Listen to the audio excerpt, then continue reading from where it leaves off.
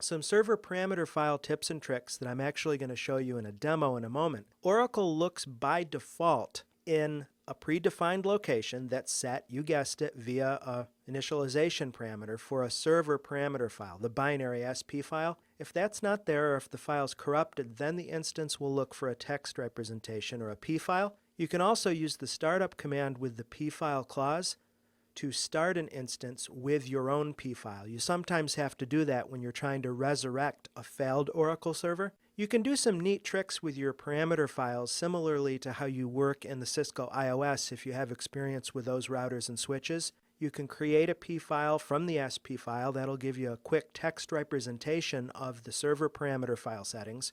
You can also work in reverse. The workflow might be you copy out your in-memory SP file to a text P file, you make changes to the text copy, and then you run create SP file from P file to overwrite the server. Similarly in Cisco you have the running config and the startup config.